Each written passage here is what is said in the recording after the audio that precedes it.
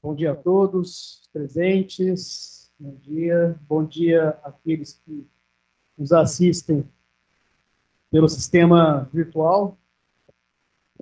Igreja cheia. Hoje nós tivemos a satisfação de faltar o pão e o cálice. Quer dizer, nós estamos já tendo que equalizar para mais, né? Você também que está em casa, fique convidado, se tiver a oportunidade de vir até aqui, cumprimentar, sentir esse carinho da proximidade dos irmãos. Aproveito para cumprimentar a todos. E hoje, nós, no estudo de hoje, eu vou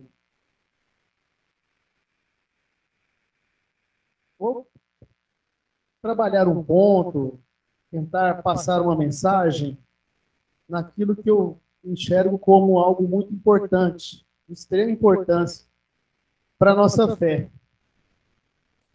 Quando o nosso Senhor Jesus deu uma última missão, a derradeira missão para seus discípulos, ele disse lá em Marcos, capítulo 16, versículos 15 e 16: Ide por todo o mundo, pregai o evangelho a toda criatura. Quem crer e for batizado será salvo, porém quem não crer será condenado. Então, o Senhor Jesus, após revelar a boa nova, o evangelho, ele deu essa missão para os seus discípulos, é uma missão que é transmitida para todos nós. Vamos anunciar o evangelho. Anunciar que todo aquele que crer e for batizado vai ser salvo. Crer que o Senhor Jesus morreu por ele, que o Senhor Jesus é o seu Salvador, é aquele que vai propiciar a sua redenção e a vida eterna. A mensagem é muito simples. A mensagem é muito simples. Mas, ao mesmo tempo que a mensagem ela é simples, nós temos que ter muito cuidado para nós não cairmos naquilo que é chamado de apostasia, que são os desvios da mensagem. Por exemplo, nessa passagem mesmo que eu acabei de ler, a ordem é pregar o evangelho a toda criatura. E a gente já começa ouvindo, né, que todos somos filhos de Deus. Todo mundo que já ouviu essa frase, né? Todos somos filhos de Deus. Tem gente que fala, olha, está lá na Bíblia, todos somos filhos de Deus, como a Bíblia é linda e tudo mais. E aqui a gente já vê, olha, pregar o evangelho a toda criatura. Olha que ponto interessante. E quando ele fala em criatura, ele não está falando para a gente pregar o evangelho para animais, para plantas, para essas coisas, que nem tem cognição. Ele está falando pregar o evangelho para todas as pessoas. Isso é muito claro, né? Mas chama essas pessoas de criatura. E por que criatura? Porque fomos todos criados por Deus. Somos criaturas. Quando a gente fala isso, muitas pessoas até se assustam. Então, não é todos são filhos de Deus, não é isso? A Bíblia não diz isso. Nós já estamos um pouco mais familiarizados com isso, mas as pessoas que estão nos ouvindo se assustam. Por isso que é importante, quando você anuncia o evangelho para essa pessoa, dizer que Deus chama para que ela seja mais do que uma criatura. Ela venha a ter uma condição diferenciada, especial. Em Tiago, capítulo 1, versículo 18, está escrito que, segundo a sua vontade, Deus nos gerou pela sua palavra, a palavra da verdade, para que fôssemos como primícias de suas criaturas. Então, nós temos uma condição especial como seres humanos? Temos. Somos as primícias das criaturas. Tudo que foi criado, nós somos criaturas especiais, mas criaturas de Deus. E qual que é a grande força, a maravilha do evangelho, o evangelho da verdade? Que aquele que aceita esse evangelho, aquele que crê e é batizado, João capítulo 1, versículo 12, diz o seguinte: mas a todos quantos o receberam, deu-lhes o poder de serem feitos filhos de Deus, aos que creem no seu nome. Olha que maravilha. Então, ele vem nos oferecer uma condição muito única e especial, condição de filhos. Nós já fomos criados numa condição especial, primícias das criaturas. O homem é diferenciado de qualquer outra criatura. Nossa capacidade, nosso intelecto, nossa razão é totalmente diferenciado de qualquer outra coisa que foi criada. Mas Deus quer que nós sejamos mais. Ele nos quer na condição de filhos para todos os que creem no seu nome. Efésios capítulo 1, versículo 5, ele diz que ele nos predestinou para sermos filhos de adoção por meio de Jesus Cristo, conforme a sua vontade. Então essa é a vontade dele. Por meio de Jesus, nós passamos a ter a condição de filhos de Deus. Então já cai por terra uma primeira verdade humana. A gente tem a obrigação de saber. Todos são filhos de Deus? Não. Todos são criaturas especiais, criaturas como que primeiras, criaturas diferenciadas, mas filho não. Filho é para aquele que crê nesse evangelho, aquele que crê e é batizado. Mas essa é a vontade de Deus, que todos nós sejamos seus filhos. Ele quer isso. Essa é a vontade dele. Que nós, através dessa fé, dessa crença na condição de filhos, consigamos a redenção de nossas ofensas. Efésios capítulo 1, versículo 7. E nele temos a redenção pelo seu sangue, a remissão de nossas ofensas, segundo a riqueza da sua graça. E através dessa nossa fé, dessa nossa crença, nós conseguimos a redenção, o perdão das nossas ofensas. Por nosso mérito? Não. Conforme a riqueza da sua graça. Conforme a riqueza da sua graça. Quando nós anunciamos esse evangelho, nós devemos deixar claro, deixar transparente que nós somos elevados a essa condição de filhos de Deus pela vontade de Deus, pela graça de Deus, pela bondade de Deus. Não é porque nós somos bons, porque nós temos mérito, porque nós fazemos coisas boas. Porque... A gente escuta muito também por aí. Nós ouvimos muito que, olha, conforme você vai fazendo, você vai dando, você vai se purificando, você vai crescendo, você vai evoluindo, até chegar a um ponto que, quem sabe, no futuro, ser muito semelhante ao próprio Cristo e tudo mais. A gente escuta isso. E, na verdade, sabemos que nós jamais teremos essa condição de, por nosso mérito, bater na porta lá e falar, abre essa porta do céu aqui que eu tenho mérito. Estou bom, eu vou entrar. Uma condição que é posta aí, pelo mérito. Não é pelo mérito, é pela graça. E a graça ele dá a todos que querem, a todos que buscam de verdade, com fé, com coração arrependido.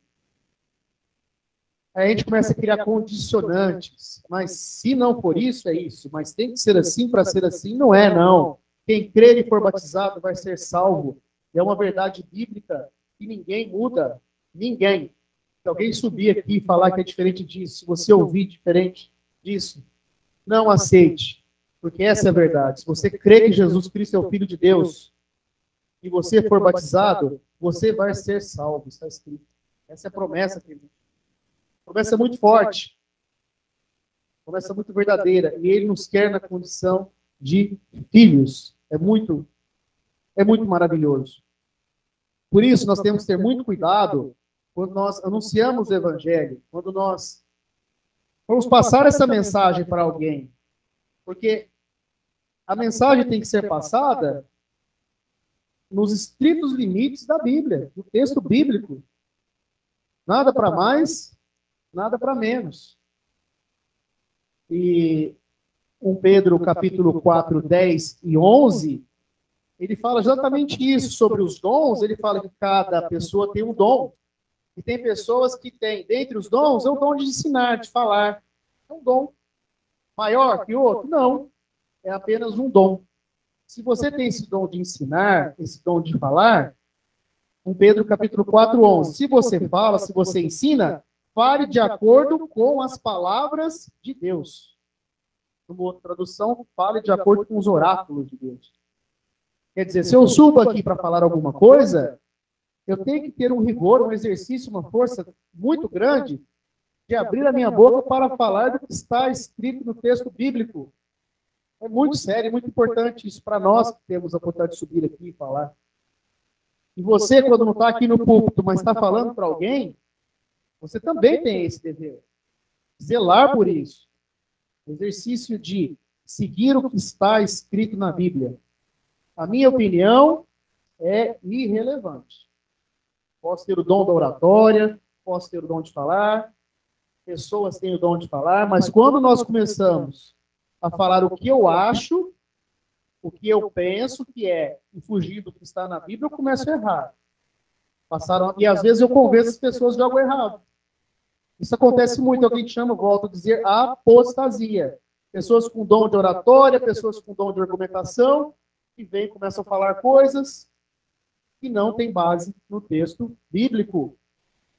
E nós temos que ficar muito atentos com isso, primeiro, para não cairmos nisso, ouvir alguma coisa que não tem base bíblica, e segundo, para nós mesmos não cairmos nesse erro, de começar a falar coisas aqui da nossa cabeça, do que alguém disse, do que alguém falou, do que alguém pensou, mas que não está no texto bíblico. É muito importante isso. Esse é o nosso diferencial. O nosso grupo, a nossa fé sempre foi alicerçada no texto bíblico. E Atos capítulo 17, 11, nós vemos na descrição da igreja de Bereia, fala que os bereanos eram mais nobres do que os tessalonicenses.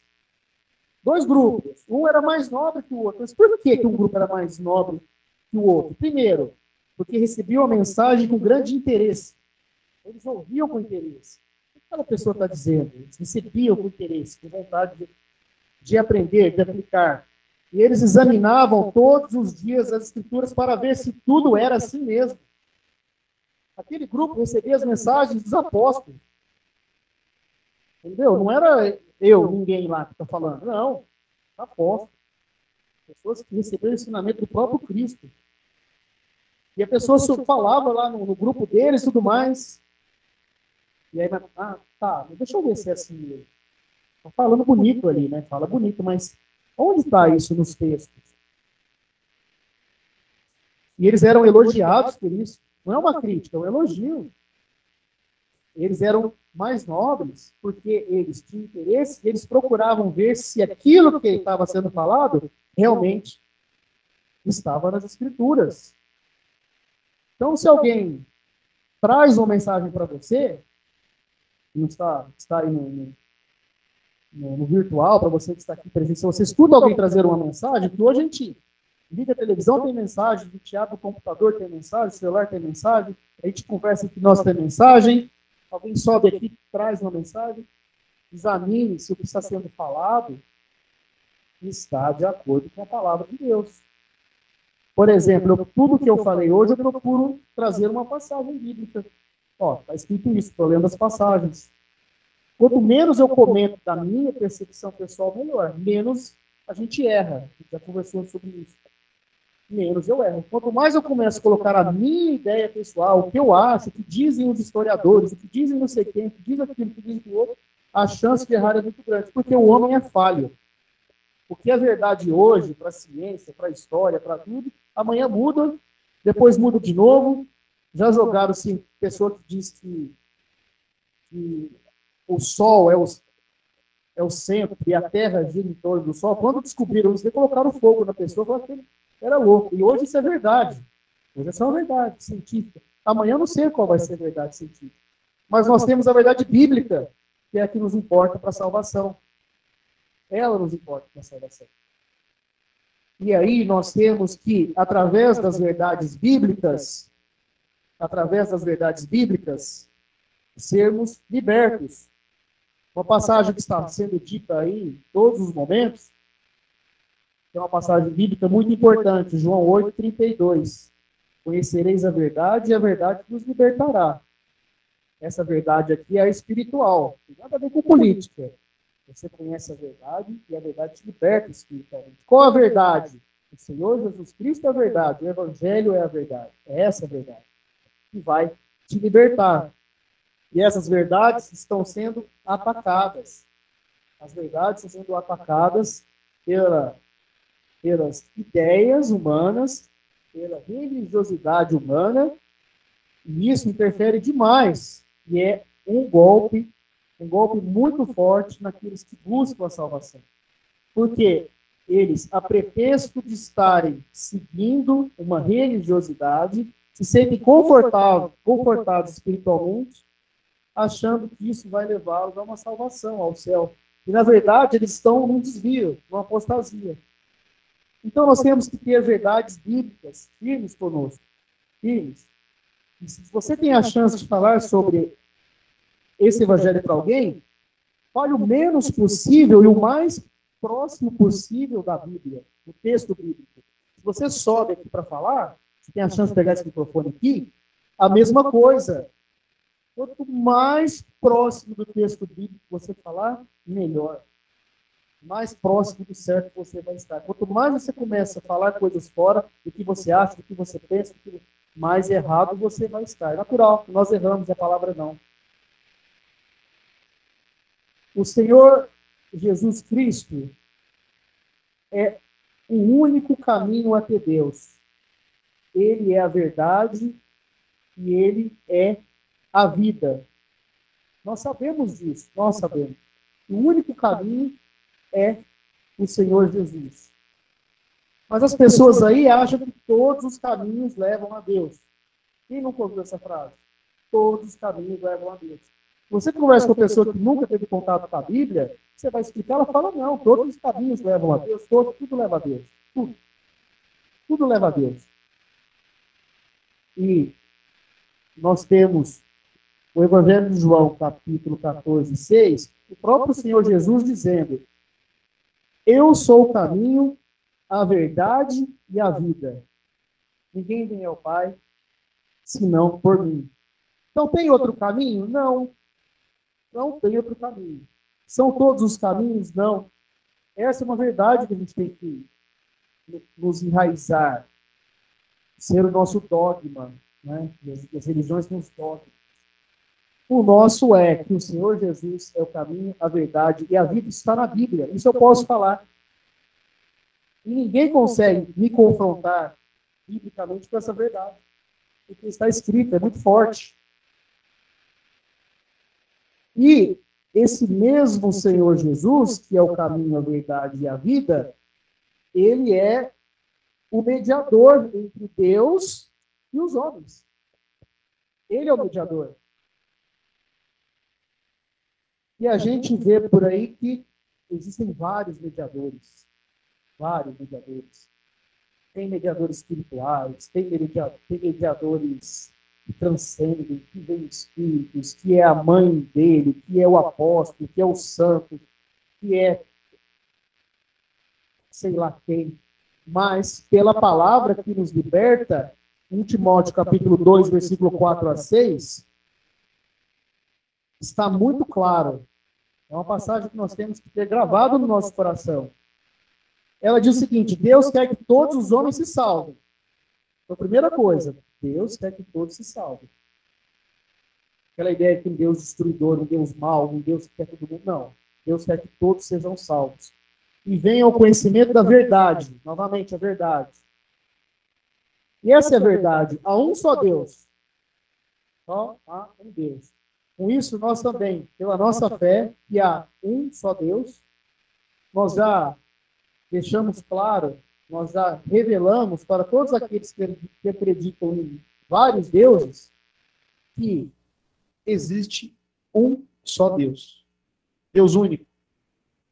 E um só mediador entre Deus e os homens, Jesus Cristo, o qual a si mesmo se deu em preço de redenção por todos, para servir de testemunho a seu tempo. Então a palavra, na verdade, é muito clara. Tem um só Deus. Um só Deus. Ah, você escuta por aí que tem vários deuses e alguém diz que existem vários deuses. Você refute isso. Porque a verdade está clara. Tem Um só Deus. E o mediador entre Deus e os homens? Não são santos, não são anjos, não é a Maria, não é o Pedro, não é o Paulo. Não, Jesus Cristo. É uma verdade que te liberta. Ela te liberta. Você tem acesso direto àquele que morreu numa cruz por você. Ele é o mediador. Olha que maravilha. E aquela verdade maior que eu já disse aqui no começo do nosso estudo, que está em Marcos 16, 15, 16. Quem crer e for batizado será salvo. Quem não crer será condenado. É verdade. E aí escuta milhares de coisas aí, as religiões dizendo que você tem que fazer isso, tem que ter penitência, tem que não sei o quê, tem que ser aquilo, tem que ser aquilo outro. Diz tantas coisas, e ele vem e fala, meu sacrifício é pleno e eficaz. Você crer em mim, crer que eu sou o Filho de Deus, o Senhor Jesus disse isso. Se arrepender dos seus pecados, for batizado, você vai ser salvo. Acabou, está escrito isso aqui. Ah, não, mas não pode ser só isso, tem que ter isso, tem que ter. Começa. Tem que, não pode usar saia, não pode pôr não sei o quê, não pode cortar o cabelo, não pode isso, não pode aquilo. O homem criando coisas. Ele não aceita a simplicidade do evangelho. Não tem.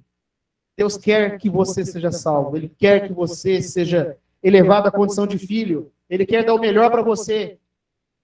E você, afundado na mentira, no dia a dia que você escuta, você vai ficando aquele lamaçal e você não se liberta disso tudo para aceitar essa maravilha que ele quer dar para você. Maravilha. Efésios capítulo 2, versículos 4, 5, 8 e 9. Essa passagem é maravilhosa. Efésios capítulo 2, 4, 5, 8 e 9. Mas Deus é tão rico em misericórdia, nos amou tanto, que embora estivéssemos mortos por causa de nossos pecados, ele nos deu vida juntamente com Cristo. Nós estávamos mortos, na podridão, e ele vem, e por amor, ele nos deu vida. Versículos 8 e 9. Vocês são salvos pela graça, por meio da fé. Eu acho que não tem como ser mais claro que isso, pela graça, pela misericórdia de Deus, pela bondade de Deus. E isso não vem de vocês. Não vem de mim, não é porque eu sou isso, ou porque eu sou bonzinho com Deus, ou porque eu sou aquilo, porque eu sou legal, ou porque eu sou... Não, eu não sou nada. Isso não vem de nós. É uma dádiva de Deus. Não é uma recompensa por prática de boas obras, para que ninguém venha a se orgulhar. Então, quando nós aceitamos o Senhor Jesus Cristo como nosso Salvador, quando nós estamos no caminho trilhado, quando nós aceitamos esse Evangelho, nós recebemos essa dádiva, essa maravilha, que é a salvação, que é sermos elevados ao patamar de filhos de Deus, filhos por adoção, por uma dádiva, por uma misericórdia de Deus, porque Ele é bom.